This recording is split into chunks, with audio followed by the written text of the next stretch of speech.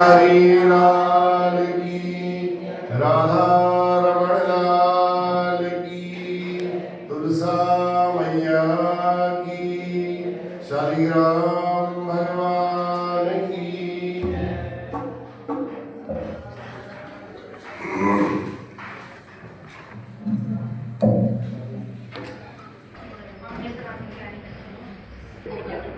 ओ मेरी बीती उमरिया सारी बुला लो, वृंदावन गिरधारी बुला लो, वृंदावन गिरधारी। मेरी बीती उमरिया सारी बुला लो, राधे बुला लो, वृंदावन गिरधारी बुला लो, वृंदावन गिरधारी। मेरी बीती उमरिया सारी बुला लो, राधे बुला लो, जय बुला लो, वृंदावन गिरधारी बुला लो, वृंदावन गिरधारी। ममता ने डाला घेरा, ओ ममता ने डाला, ओ ममता ने डाला घेरा, ओ ममता ने डाला घेरा। ना कोई सूझे रास्ता तेरा, ना कोई सूझे रास्ता तेरा। दीन दयाल पकड़ लो भैया, दीन दयाल पकड़ लो भैया। अब केवल आस तिहारी बुला लो, राधे बुला लो, जय बुला लो, वृंदावन गिरधारी बुला लो, वृंदावन गिरधारी। ओ मेरी बीती उमरिया सारी बुला लो, राधे बुला लो, वृंदावन गिरधारी बुला लो, वृंदावन। करुणा करो मेरे नटनागर, करुणा करो मेरे नटनागर, करुणा करो मेरे नटनागर, करुणा करो मेरे नटनागर। जीवन की मेरी खाली गागर, जीवन की मेरी खाली गागर। अपनी दया का सागर भर दो, अपनी दया का सागर भर दो। मैं आई शरण तिहारी बुला लो, वृंदावन गिरधारी बुला लो, वृंदावन गिरधारी। मेरी बीती उमरिया सारी बुला लो, राधे बुला लो, जय बुला लो, वृंदावन गिरधारी बुला लो, वृंदावन गिरधारी। दीन जान ठुकराना देना, दीन जान ठुकराना, दीन जान ठुकराना देना, दीन जान ठुकराना देना।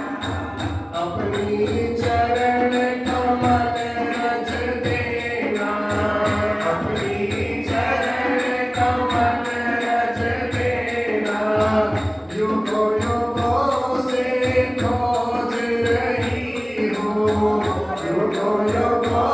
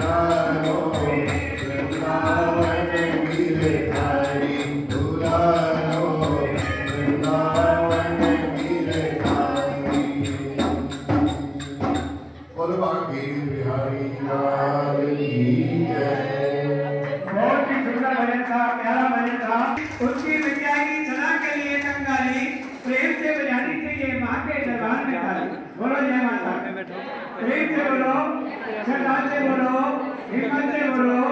बड़े पावन भजन हमारे को बड़े जी ने सुनाया, हमारा अंतःकरण पवित्र हो गया। बड़ी सुंदर कथा। श्री कृष्णाय वासुदेवाय हरे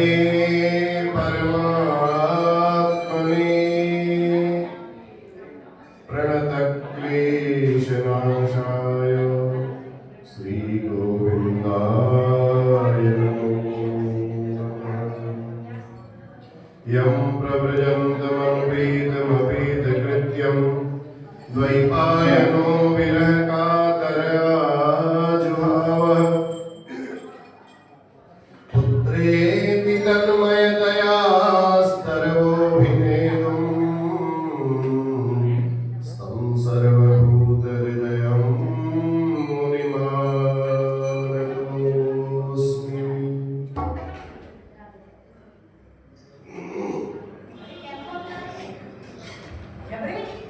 बड़ी भक्ति और श्रद्धा से आप लोग कार्तिक के महीने में प्रातःकालीन वेला में अपनी उपस्थिति दर्ज कराते हैं। आप यहाँ आते हैं, मंदिर में आना मात्र ही भगवान की सेवा समर्पित हो जाती है। और यहाँ आकर के आप लोग जो बड़ी सुंदर व्यवस्था बना करके रखते हैं मंदिर में, साफ सफाई, और बड़ा अच्छा लगा ऐसा देख करके। तो सारी व्यवस्था आप लोगों की वही करनी है, मंदिर आपका ही है, आप अपने हिसाब से इसको जैसा बनाओगे वह जैसा रखोगे वैसा रहेगा। बहुत अच्छा लगा। और दीपावली भी आ रही है। दीपावली में देखो मंदिर में बल्ब सब लगने लगे हैं, सारी व्यवस्थाएं होने लगी हैं, दीपावली के ही निर्भर उपलक्ष्य पर हो रही है। तो ये भगवान की ऐसी कृपा है सब लोगों के ऊपर, आप लोग भी अधिक से अधिक संख्या में मंदिर में अब दीप दान तो करोगे ही करोगे, लड़ी का दान भी करना है। और लंबी से लंबी लड़ी लानी है, छोटी नहीं लानी है, जितनी लंबी हो, बाहर भी सजाना है। ठीक है, आप अधिक से अधिक सब लोग अपनी तरफ से जितनी ला सकते हो, 1 2 3 4 5 6 यहाँ से लेकर के 100 तक जितनी गिनती आती है। और कल का जो हमारा प्रसंग चल रहा था जलंधर का, अब जलंधर जब राज्य करने लगा, भगवान विष्णु को लक्ष्मी जी के साथ अपने यहीं निवास करने के लिए उसने बुला लिया। नारद जी कहते हैं मैं उसके राज्य जलंधर का शासित जो राज्य था उस राज्य को देखने के लिए वहां गया, क्योंकि जलंधर की अगर मृत्यु हो सकती थी तो वो केवल एक शंकर भगवान के द्वारा ही हो सकती, अन्यथा कोई दूसरा उसका वध नहीं कर सकता।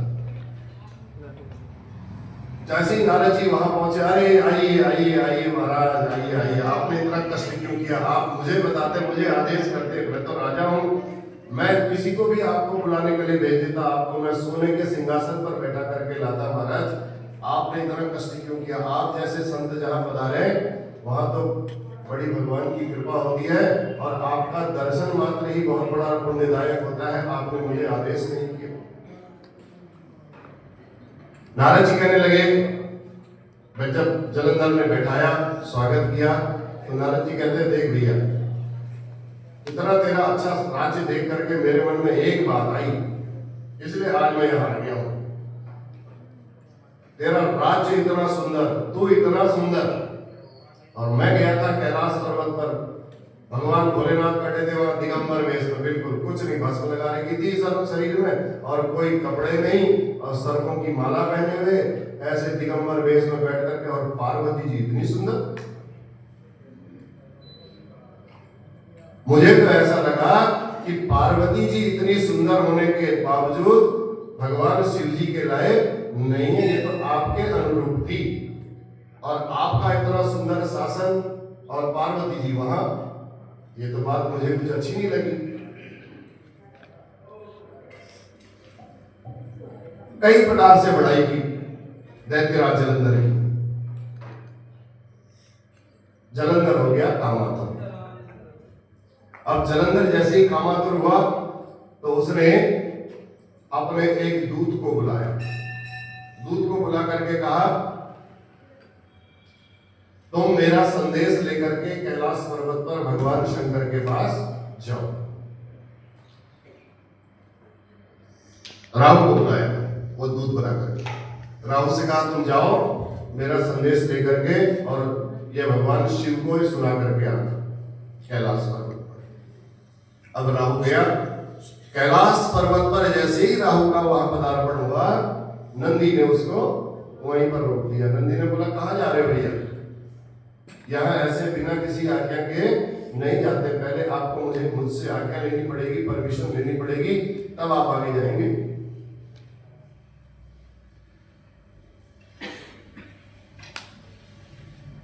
तब उसने, नंदी ने जैसे ही रोका तो भगवान शिव जी ने आंख से इशारा किया, कोई बात नहीं, आने दो, ये दूत है, इसको रोकने की कोई आवश्यकता नहीं है, केवल संदेश देने आया है, इसको अंदर आने दिया जाए। अंदर आया, राहु जैसे ही अंदर आया, भगवान शिव ने कहा, भोलेनाथ ने कहा, सुनाइए आप क्या पत्र लेकर के आए हैं, क्या संदेश लेकर के आए हैं। तब अपना संदेश वो सुनाता है जलंधर। जलंधर का लिखा हुआ संदेश राहु पढ़ता है। जलंधर ने क्या लिखा है, सुनिए। हे वृषभध्वज, हे भोलेनाथ, आप देवता और नागों से सेवित त्रैलोक्याधिपति सब रत्नों के स्वामी दैत्यराज जलंधर की आज्ञा है, इस आज्ञा को आप सुनिए। निवेदन नहीं किया भगवान से, आज्ञा दी। आज्ञा हमेशा शत्रुवत होती है और निवेदन हमेशा मित्रवत होता है। तो कहा, आप शमशानवासी हैं, हड्डियों की माला पहनते हैं, दिगंबर वेश वाले हैं और इतनी सुंदर पार्वती आपके यहाँ है, ऐसा क्यों? आप तो सदैव योग में लगे रहते हैं, धूल लपेटे रहते हैं, भस्म लपेटे रहते हैं, जटा मुद्रा आदि सब ये धारण करने वाले हैं, ऐसी सुंदरी पत्नी आपके योग्य नहीं है। मैं रत्नों का स्वामी हूं, तीनों लोक मेरे अधीन में हैं। इस समय सब प्रकार से मैं तीनों लोगों का शासक होने के नाते पार्वती जी मेरे अनुरूप होनी चाहिए, मेरे पास होनी चाहिए। नारद जी कहते हैं, राहु ने, ये नारद जी बता रहे हैं, नारद जी कहते हैं, राहु ने जैसे ये संदेश सुनाया, ये पत्र पढ़ा, पढ़ते ही भगवान के तीसरे नेत्र की ज्वाला निकल गई। अब वो तुरंत एक प्रभावशाली पुरुष उत्पन्न हो गया भगवान की क्रोध से, क्रोधाग्नि से। वो प्रभावशाली पुरुष तुरंत वो भागने लगा राहु के पीछे, राहु को खाने के लिए। अब राहु भी भागा भागा, राहु कहता है, बचाओ महाराज, मेरी रक्षा करो, त्राहिमाम त्राहिमाम त्राहिमाम। महादेव जी ने, भोलेनाथ ने बुला लिया वापस और बुला करके उस पुरुष से कहा कि तुम इसको छोड़ दो। फिर भी उसने पकड़ लिया था उस पुरुष को, पकड़ करके राहु को बहुत दूर जाकर के फेंका। और जैसे ही राहु वहां एक बर्बर नामक एक स्थान है, उस बर्बर नामक स्थान पर राहु को फेंक दिया। राहु का एक दूसरा नाम बर्बर भी है, बर्बरी भी बोलते हैं। और शिव जी के पास फेंक करके वापस आया। जब शिव जी ने बुला लिया तो शिव जी से कहने लगा, महाराज मुझे बड़ी भूख लगी, अब आप बताइए मैं क्या करूं, आपने मुझे उत्पन्न कर दिया, मैं बहुत भूखा हूं। भगवान ने कहा, तू अपने शरीर का पूरा मांस नोच नोच करके खा ले। उसने अपने पांव से लेकर के गले तक का जितना भी मांस था, मुंह का जितना था, सब खा लिया, केवल उसका सिर बचा। भगवान ने, भोलेनाथ ने उसको आशीर्वाद दिया, आज से तेरा नाम कीर्ति मुख होगा।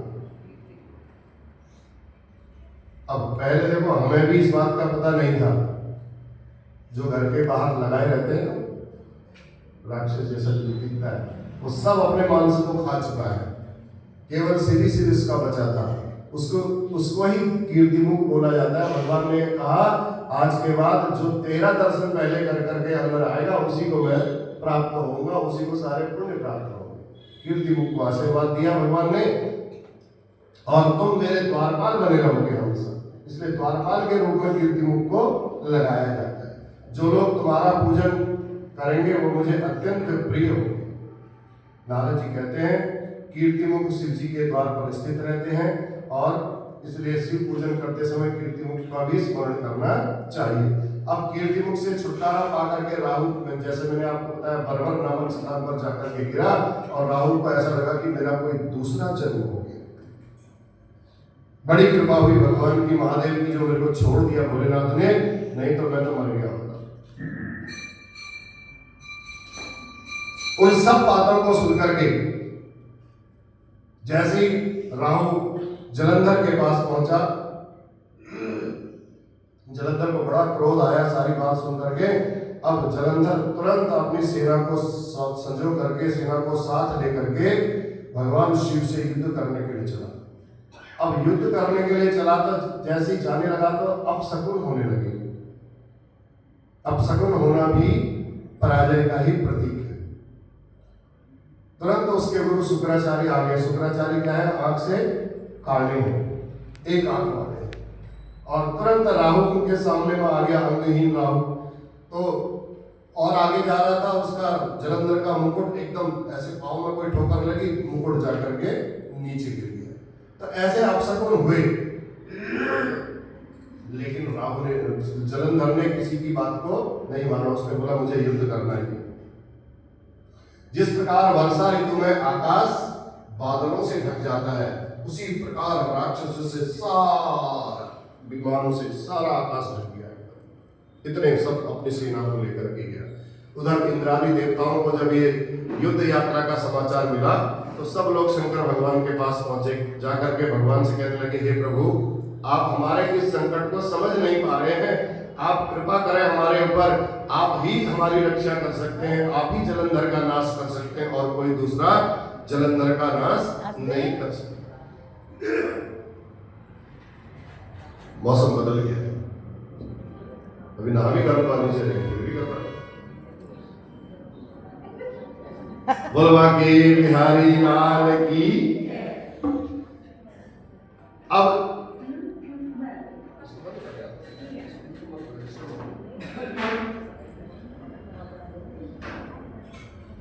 उधर इंद्रादि देवता सब भगवान शंकर के पास जाकर के स्तुति करने लगे, और शिव जी कहते हैं, आपने भगवान विष्णु के पास गए और विष्णु से कहते हैं, आपने जलंधर को क्यों मारा, क्यों नहीं, आप ये बताइए।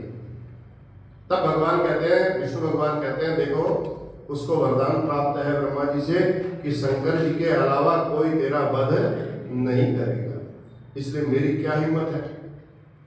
आप तो कालों के भी महाकाल हैं, आप किसी को भी कुछ करना चाहो, अगर किसी की हस्त रेखा मिटाने में, मस्तक रेखा मिटाने में सामर्थ्य है तो वो केवल एक शिव जी के पास है। इसलिए शिव जी के द्वार पर मत्था जरूर टेकना चाहिए। मस्तक रेखा अपनी, क्या पता अच्छी हो जाए, लाइफ लाइन बढ़ जाए, एक लाइफ लाइन मिल जाए, जीवन दान मिल जाए। तो इसलिए भगवान भोलेनाथ है तो आशुतोष, बहुत जल्दी प्रसन्न होने वाले। तब भगवान को सारा कारण बताया विष्णु भगवान ने, और कहा यह हथियारों से नहीं मरने वाला महाराज, अस्त्र शस्त्र किसी भी प्रयोग, कुछ भी प्रयोग कर लो आप, वो प्रयोग करने से ये मरने वाला नहीं है। तो आप नए शस्त्र की रचना करने के लिए, तब भगवान भोलेनाथ ने कहा कि आप सब लोग मिलकर के मुझे अपना अपना तेज प्रदान कर सकते। तब विष्णु आदि सभी देवताओं ने अपना अपना तेज इकट्ठा करके शिव जी ने एक सुदर्शन नामक एक ज्वालमाला युक्त भीषण चक्र की एक रचना की, और उस शिव जी के शेष बचे हुए तेज से उस वज्र का निर्माण किया। उसी समय कैलाश के समीपवर्ती क्षेत्र में जलंधर भी अपनी सेना के साथ आता हुआ दिखाई दिया। भयंकर युद्ध हुआ। अस्त्र और शस्त्रों द्वारा युद्ध हुआ। हाथी, घोड़े, सेना, पैदल जितने थे सारे सब शुक्राचार्य को उनको पुनर्जीवित करे जा रहे थे, और इधर सारे देवताओं को बृहस्पति जी पुनर्जीवित करे। युद्ध जीव का त्यों, कोई किसी प्रकार से मारे भी जा रहे हैं लेकिन सब पुनर्जीवित हो जा रहे हैं। तब शिव जी ने देखा कि ये तो बड़ी स्थिति वहीं की वहीं है, तो शिव जी के मुख से एक अत्यंत डरावनी, ताड़ वृक्ष के समान जांघों वाली, गुफा जैसे मुख वाली, स्तनों द्वारा वृक्षों को नष्ट करने वाली एक कृत्या राक्षसी उत्पन्न हुई भगवान शिव।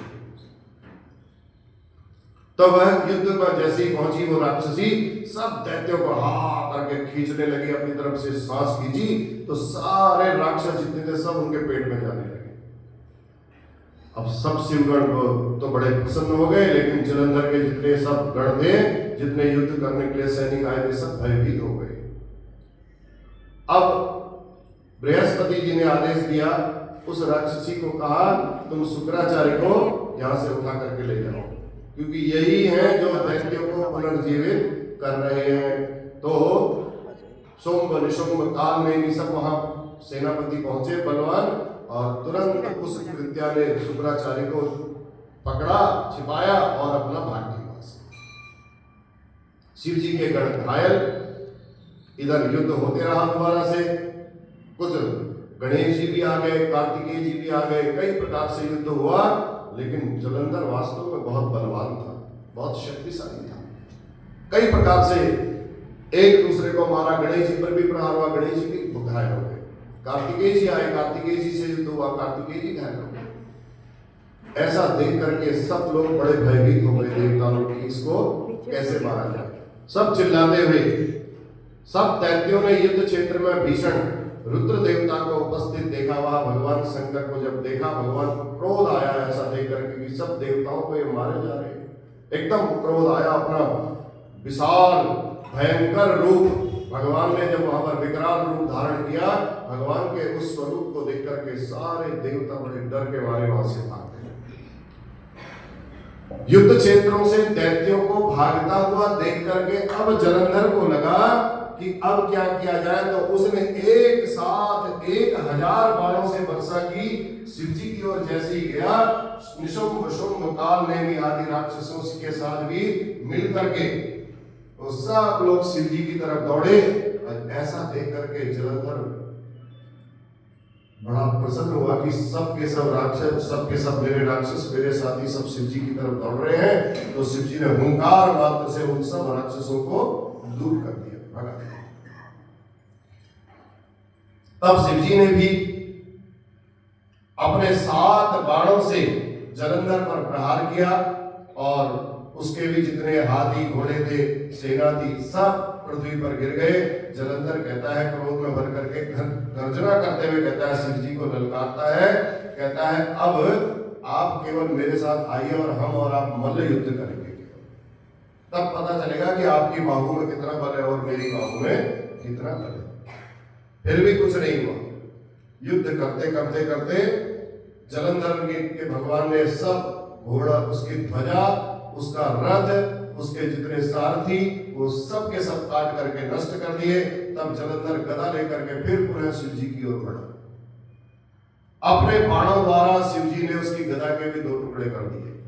मल्ल युद्ध भी हो गया, फिर दोबारा से युद्ध शुरू हुआ। तो तब शिवजी ने बाणों के वेग से उसे कोस भर पीछे धकेला। तो उसी समय जालंधर समझ गया कि भगवान शिव मेरे से बहुत अधिक बलवान है।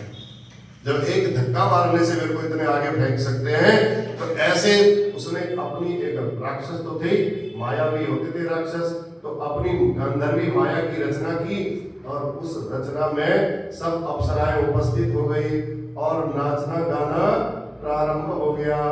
जैसे ही नाचना गाना प्रारंभ हुआ, भगवान भोलेनाथ भी उस नाचने गाने में सम्मिलित हो गए। भूल गए मैं युद्ध करने आया था। बोले शंकर भगवान की। अब उसी समय जलंधर ने मौका पाया कि अब यही समय है। भोलेनाथ तो इस समय हो गए नाचने गाने में मग्न। अब मैं जाकर के पार्वती जी के पास जाता हूं और पार्वती जी को अपने शासन में लेकर के आता हूं। काम पीड़ित होकर के युद्ध क्षेत्र में महाबली शुंभ निशुंभ को स्थापित किया, और वहां उस जगह जा पहुंचा जहां पार्वती जी, जहां गौरी जी बैठी। भगवान शिव का साक्षात रूप बना करके वहां पहुंचा, और मां पार्वती समझ गई और भगवान विष्णु से प्रार्थना करने लगी, प्रभु तुम इसकी माया को स्मरण किया जैसे। तो भगवान विष्णु आ गए और भगवान विष्णु से कहा कि आपको पता नहीं है ये कैसा दुष्ट जलंधर दैत्य है, ये कैसा इसने अद्भुत कार्य किया है, कैसा कार्य कर रहा है ये दुर्मति क्या चाहता है, क्या हो गया इस दुर्मति को।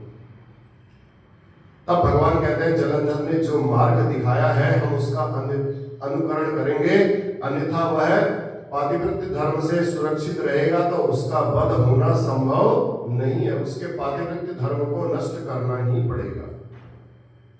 तब शिव जी ने इधर नारद जी कहते हैं कि ऐसा कहकर के भगवान विष्णु तो जलंधर की नगरी में जा पहुंचे और उसकी पत्नी वृंदा के बारे में, उसका पातिव्रत्य धर्म कैसे नष्ट हो इसके बारे में सोचने लगे। इधर युद्ध क्षेत्र में रुद्र भी जलंधर की माया से मुक्त हो गए। वो माया जो गंधर्वी माया उसने बनाई थी वो माया सब खत्म हो गई। जैसे ही गंधर्वी माया से युद्ध मुक्त हुए तब शिव जी ने आश्चर्यचकित होकर के देखा और क्रुद्ध होकर के जलंधर से पुनः संग्राम छेड़ दिया। तब वह दैत्य भी शिव जी को पुनः आया हुआ देख करके अब जलंधर फिर घोर बाण वर्षा करता है और वर्षा ऐसी होती है कि सारा मेघमंडल, सारा आकाश आच्छादित हो जाता है। ऐसा करते करते वहां भगवान विष्णु वृंदा के पास पहुंचे हैं। यहाँ जलंधर और भगवान शिव का युद्ध हो रहा है। और आगे क्या हुआ, अब भगवान विष्णु वहां गए, वृंदा ने स्वप्न में क्या देखा ये हम परसों को बताएंगे, कल करेंगे एकादशी की कथा, परसों को फिर हम आप इसके बारे में बताएंगे। बोलवा की बिहारी लाल की जय जय नारायण नारायण हरि हरि भजो नारायण नारायण हरि हरि शिव नारायण नारायण हरि हरि भजो नारायण नारायण श्री भागवत भगवान की है आरती, पापियों को पाप से है तारती। श्री भागवत भगवान की है आरती, पापियों को पाप से है तारती।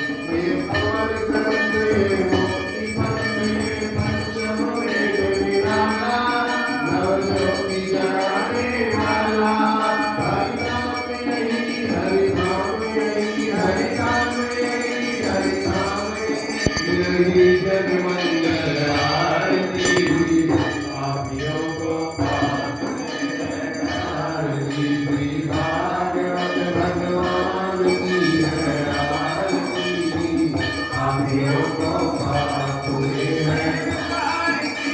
शांति नींद पावन नींद पापों मिटाने वाला, हरि दर्श कराने वाला, ये सुख करनी ये दुख हरनी, ये सुख करनी ये दुख हरनी।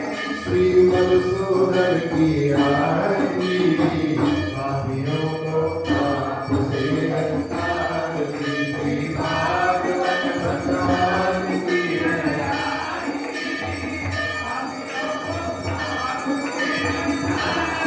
ये मधुर बोल जग भक्त बोल सन्मार्ग दिखाने वाला, बिगड़ी को बनाने वाला, हरिराम यही घनश्याम यही हरि राम यही घनश्याम यही, प्रभु की महिमा की आरती, पापियों को पाप से है तारती। श्री भागवत भगवान की है आरती, पापियों को पाप से है तारती।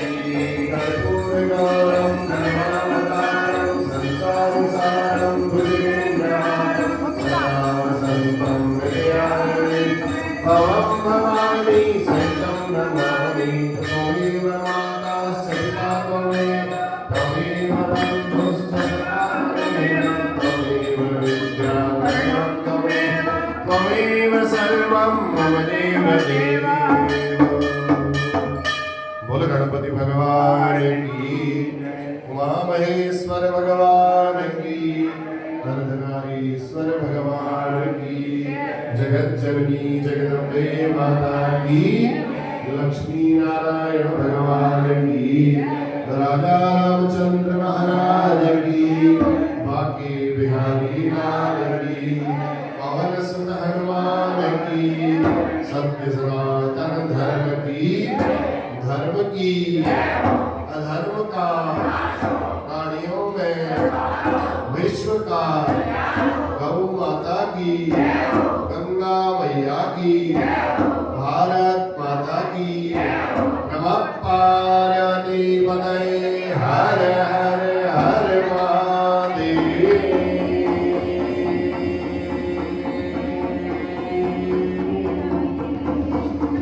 जय जय श्री राम।